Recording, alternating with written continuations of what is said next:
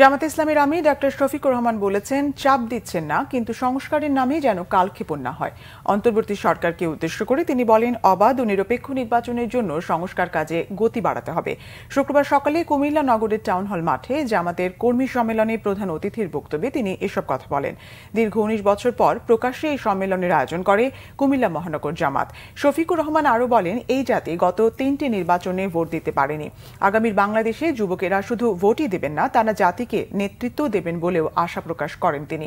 কুমিল্লায় বিমানবন্দর ও কুমিল্লা বিভাগ হওয়ার পক্ষে মত দেন জামাতের আমির।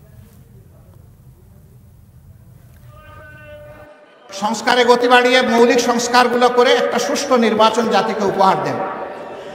আপনারা যেন ইতিহাসে স্মরণীয় হয়ে থাকতে পারেন। আপনাদের নিজস্ব কোনো এজেন্ডা থাকবে না। এজেন্ডা, জাতীয় এজেন্ডা একটাই, যে একটা সুন্দর সুষ্ঠু নির্বাচন আপনারা উপহার দেবেন।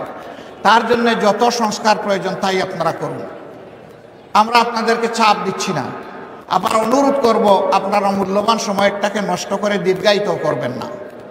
আপনারা যৌক্তিক সময়ের ভিতরে এই নির্বাচন জাতিকে উপহার দিন।